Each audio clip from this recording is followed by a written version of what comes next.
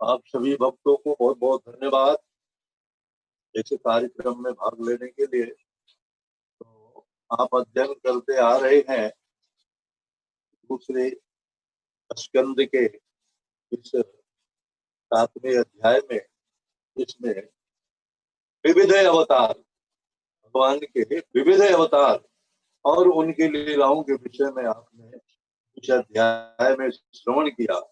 और ये इस अध्याय का अंतिम श्लोक जो है, एक तरह से इस अध्याय का उपसंहार है।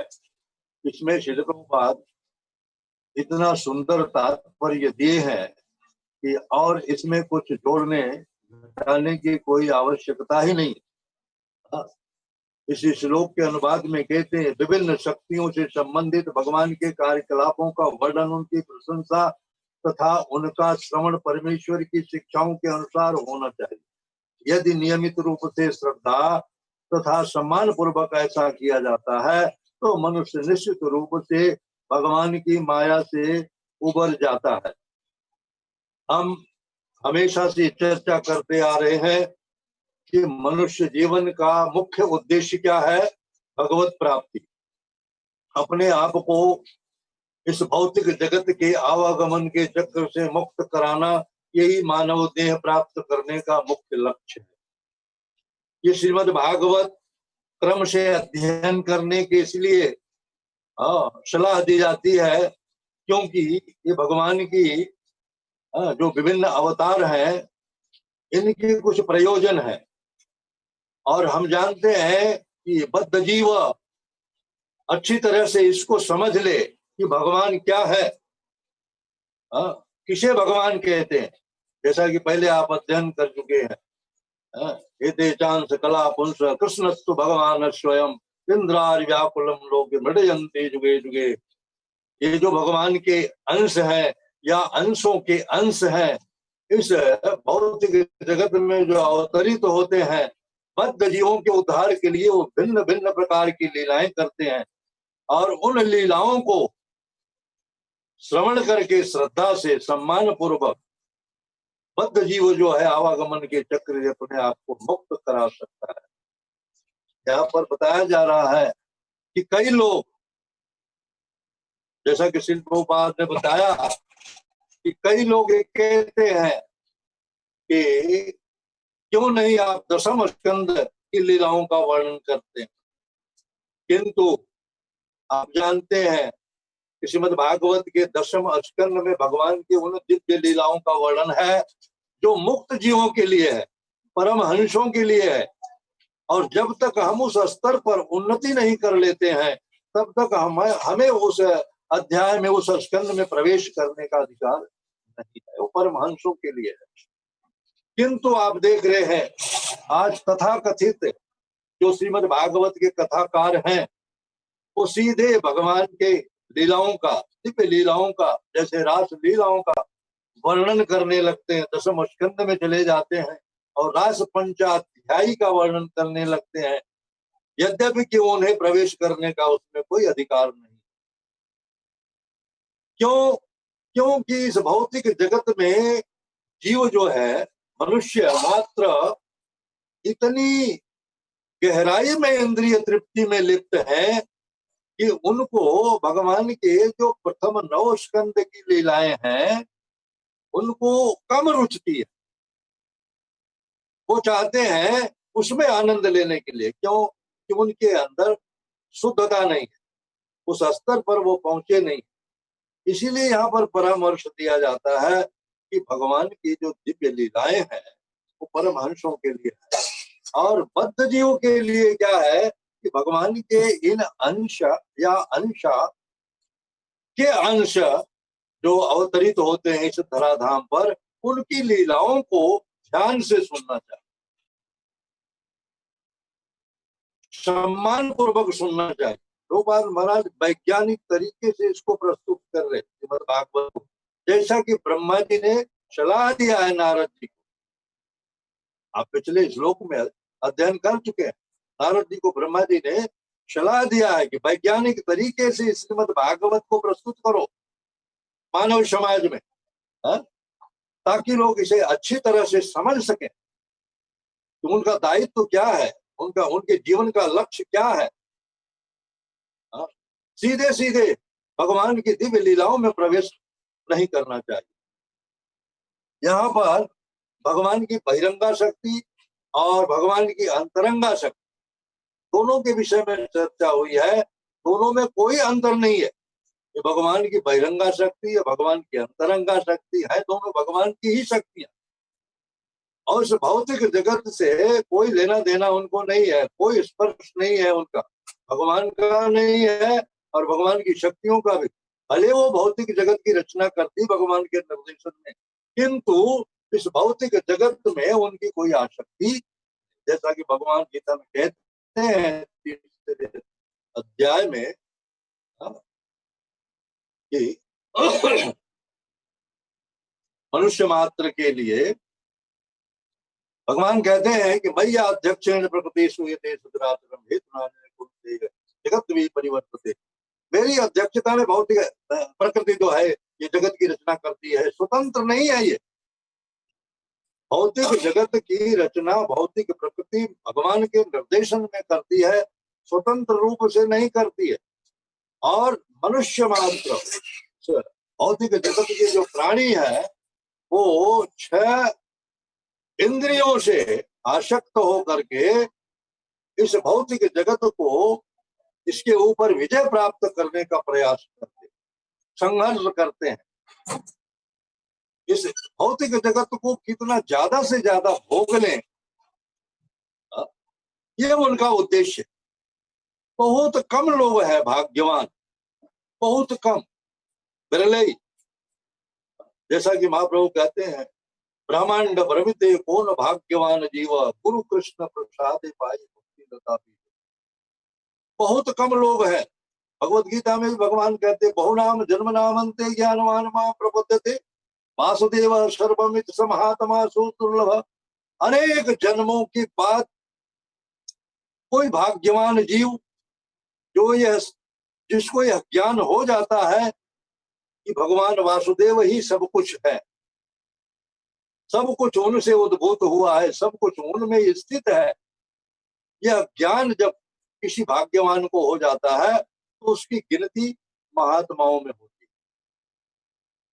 स महात्मा सुदुर्लभ, वो दुर्लभ कहा जाता है। ऐसे बहुत कम लोग हैं। और जो महात्माओं की श्रेणी में आ जाता है तो वो भगवान की पराशक्ति के संरक्षण में आ जाता है।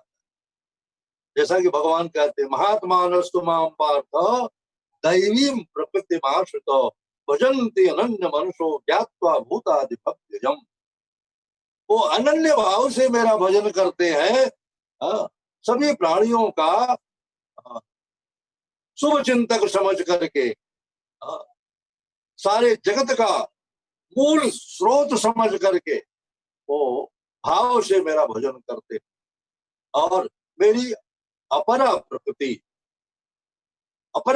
नहीं, परा प्रकृति के संरक्षण में वो रहते हैं।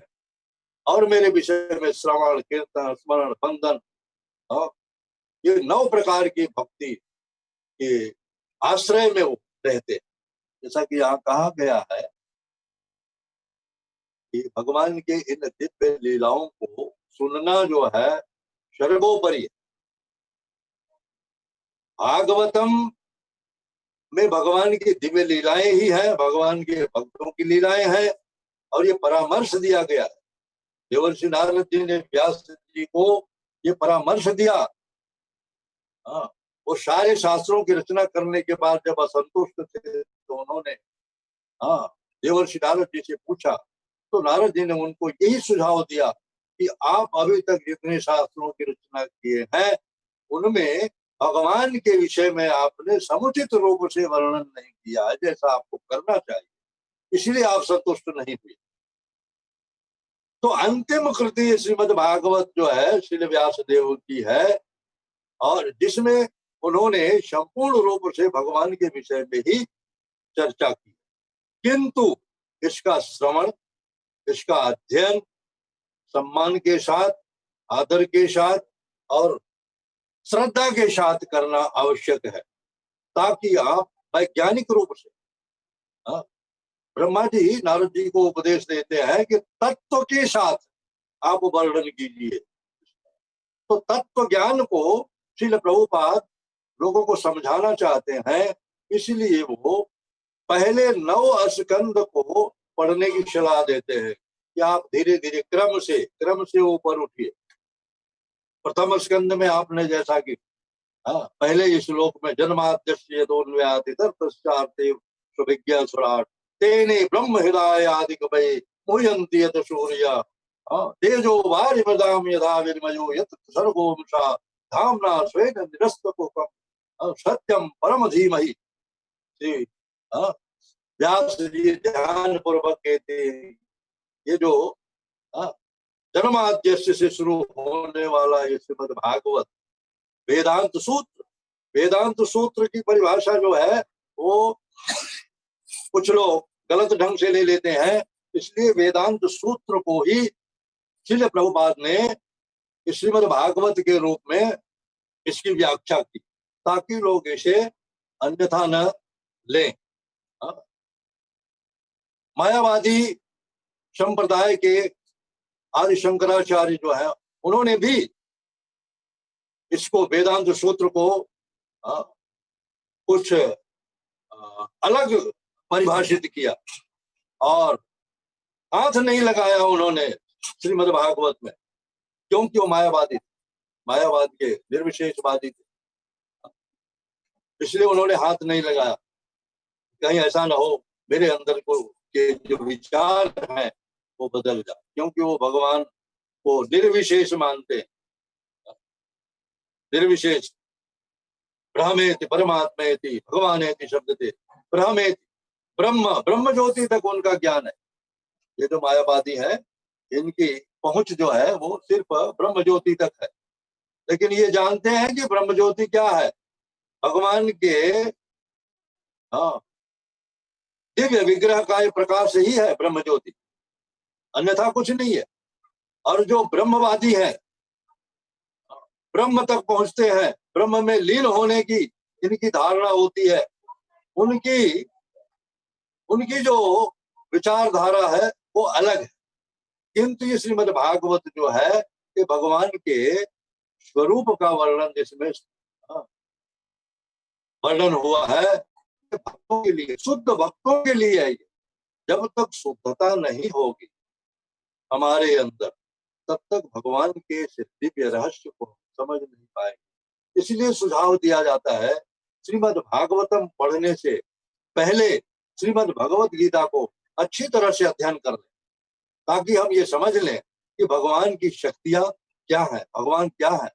षडैश्वर्य पूर्ण भगवान, जैसा कि आप जानते हैं, समग्र श्री वीर यश रूप ज्ञान त्याग से परिपूर्ण परम पुरुष को भगवान कहते हैं। भगवान कोई साधारण मनुष्य नहीं, किंतु ये मायावादी जो इस भौतिक जगत को भोगने की इच्छा जिनके अंदर प्रबल है, वो भगवान को अपनी तरह साधारण मनुष्य समझ करके उनकी अवहेलना कर अवजानन्ति मां मूढ़ा मानुषिं तन्मात्रम परम भाव मजानंतो मम भूत महेश्वरम। भगवान स्वयं कहते हैं गीता में कि जब मैं मनुष्य रूप में अवतरित होता हूं तो लोग मेरा उपहास करते हैं। कई लोग भगवान कृष्ण के विषय में चर्चा करें तो कहते हैं अरे वही कृष्ण जो 16,108 रानियां रखा था। इस तरह से कह करके उपेक्षा कर देते हैं। उन्हें ये पता नहीं है भगवान है वो 16,108 तो क्या पूरा विश्व, पूरी सृष्टि उनके अधीन है, वो सबका पालन सृजन और संहार करने में समर्थ है। ये भगवान की दिव्य लीला, और इसको अच्छी तरह से श्रवण करना चाहिए भगवान के विषय में। भगवान क्या है? भगवान कोई साधारण व्यक्ति नहीं, उनके शाश्वत ज्ञान को हम उसी रूप में लें जिस रूप में हमारे आचार्य, हमारी परंपरा के जो पूर्व आचार्य हैं, जिन्होंने हमको उपदेश जिस प्रकार से दिया है, उनके अनुसार ही हम उसको ग्रहण करें। भगवान भी कहते हैं, आप देखते हैं कि विभिन्न शक्तियों से संबंधित भगवान के कार्यकलापों का श्रवण परमेश्वर की शिक्षाओं के अनुसार होना चाहिए। इस प्रकार भगवान ने निर्दिष्ट किया है, उसी प्रकार इसका श्रवण और अध्ययन करना चाहिए और अपने जीवन में अपनाना चाहिए। हम कलयुग के जीव जो है, क्योंकि आप जानते हैं जैसे ही कलयुग का शुभारंभ हुआ उसके पहले ही लोगों में तमाम दुर्गुण आने लगे। तमाम दुर्गुण जैसे मद्यपान, अभक्ष्य भोजन, जुआ और अवैध स्त्री प्रसंग, ये सारे दुर्गुण मनुष्य मात्र में कलयुग के शुभारंभ के पहले से ही आने लगे, द्वापर के अंत में ही आने लगे। भगवान जैसे इस धराधाम से प्रस्थान किए तभी से इस कलयुग के गुण जो है, दोष जो है, इसमें प्रकट होने लगे। और कलयुग में जैसा कि भागवत में पहले ही आपने अध्ययन किया है, मंदा सुमंद मतयो मंद भाग्य, मंद होंगे प्रायण अल्पायुष सभ्य कलावस्मिन युगे जना, मंदा सुमंद मतयो मंद भाग्य, मंद भाग्य होंगे, मंद बुद्धि होंगे, पथभ्रष्ट होंगे, शास्त्रों में इनकी श्रद्धा नहीं होगी, ईश्वर में इनकी श्रद्धा नहीं होगी और ये मनमाने आचरण करेंगे और जो कलयुग के 4 दुर्गुण बताए गए हैं ग्रस्त होंगे। तो ऐसे लोगों का उद्धार करने के लिए श्रीमद् भागवत की रचना हुई। श्री व्यास देव ने ऐसे ही लोगों के उद्धार के लिए रचना हुई। भौतिक जगत में भी जो भौतिकतावादी है, जो इंद्रिय तृप्ति में लगे हुए हैं, भी ये श्रीमद् भागवत की शरण लेते हैं तो उन्हें उसमें भी सफलता मिलती है। उनकी अंदर जो इच्छा है इस भौतिक जगत को भोगने की, उसमें भी सफलता मिलती है भागवत का श्रवण आश्रय लेने से। आप देख सकते हैं आज जो कथावाचक है, भले वो पेशेवर है, धन लेकर के कथावाचन करते हैं, किंतु लोग धन तो देते ही है कि यदि भौतिक रूप से वो संपन्न होना चाहते हैं तो भगवान की इस भौतिक जगत में भगवान की भागवत में वर्णित लीलाओं का वर्णन करके वो समृद्ध हो जाते। ऐसे बहुत कथावाचक, किंतु इसका अनुमोदन नहीं किया गया, वर्जित किया गया है। श्रीमद् भागवत को व्यवसाय नहीं बनाना चाहिए, इसको व्यवसाय नहीं बनाना चाहिए, जीविका का साधन नहीं बनाना चाहिए और न ही व्यवसायी व्यक्तियों से सुनना चाहिए। कोई लाभ नहीं होता व्यवसायी व्यक्तियों से सुनने से। प्रभुपाद महाराज ने मना किया है, जैसे दूध को अगर सांप छू ले तो वो पीने लायक नहीं रह जाता, विषाक्त हो जाता है। वैसे ही श्रीमद् भागवत को ऐसे व्यवसायी कथावाचक जो सुनाते हैं उनके मुख से नहीं सुनना चाहिए। सुन करके उन्हें वो लाभ नहीं मिलेगा जो परमहंस या शुद्ध भक्तों के मुखारबिंद से। इसीलिए परामर्श दिया जाता है, ये शुद्ध भक्त और जो हमारी परंपरा में आ रहे हैं, महान आचार्यों का निर्देशन पालन कर रहे हैं, जो उनके आश्रय में रह करके श्रीमद् भागवत का श्रवण करें श्रद्धा और सम्मान के साथ। इस प्रकार श्रवण करने से आप अपने लक्ष्य क्या है? भगवत धाम जाना। भगवत धाम जाने के लक्ष्य को प्राप्त कर सकते हैं। श्रीमद् भागवत का उद्देश्य यही है। भागवत ग्रंथ और भागवत भक्त दो होते, दोनों में कोई अंतर नहीं। किसी भी एक की शरण लेकर के आप अपने जीवन को सार्थक बना सकते हैं, जैसा कि शास्त्रों में अनुमोदन किया गया है। तो आप बहुत भाग्यशाली हैं जो नित्य भागवत का श्रवण कर रहे हैं, भगवान की लीलाओं का श्रवण कर रहे हैं और क्रम से कर रहे हैं। प्रथम स्कंद के प्रथम अध्याय से अध्ययन कर रहे हैं और क्रम से इसी प्रकार अध्ययन करते जाएंगे आप, तो भगवान के इन लीलाओं के विषय में, भगवान की शक्तियों के विषय में इस अध्याय के, इस स्कंद के अंतिम अध्याय में और अच्छे ढंग से आप सुनेंगे। और इसके आगे तीसरे स्कंद में भगवान के और बढ़िया लीलाओं के विषय में आप सुनेंगे। जिसमें भगवान कपिल अवतरित होते हैं, माता देवहूति को उपदेश देते हैं। तो जैसे जैसे आप आगे बढ़ते जाएंगे श्रीमद् भागवत की इस कथा को सुनने और अध्ययन करने में, वैसे वैसे आप उन्नति करते जाएंगे आध्यात्मिक रूप से, और आपके अंदर जो भौतिक विकार है वो धीरे धीरे नष्ट होते जाएंगे, और भगवान की लीलाओं में और अधिक आनंद की अनुभूति आपको होने लगेगी। जैसा कि कहा गया है कि भागवत पका हुआ फल है, सारे वैदिक वाङ्मयों का पका हुआ फल है, और रस ही रस है, इसमें और कुछ नहीं है, गुठली है न छिलका है। तो ये पीने के लिए, ये जो श्रीमद् भागवत है, ये ऐसा रस है जिसको पीने की सलाह दी जाती है।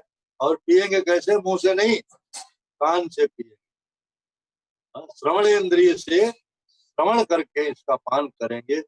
पान करने की सलाह दी जाती है। जैसे जैसे आप इसका पान करेंगे, आपके हृदय में जो संचित अनिष्ट है, कलमश है, वो धीरे धीरे निकल जाएंगे, और भगवान का शुद्ध प्रेम जो है आपके अंदर विकसित होने लगेगा। और एक ऐसी स्थिति आएगी जिस दिन आप भागवत का श्रवण नहीं करेंगे, भागवत का अध्ययन नहीं करेंगे, आपको ऐसा महसूस होगा कि आपने आज कुछ नहीं किया। इसलिए आप लोगों को परामर्श है कि आप नित्य भागवत सेवा इस प्रोग्राम में लगे रहिए, और भगवान की दिव्य लीलाओं का श्रवण कीर्तन करते रहिए, अध्ययन करते रहिए, और अपने जीवन को सार्थक बनाइए। श्रीमद् भागवत का यही उद्देश्य है। हरे कृष्ण।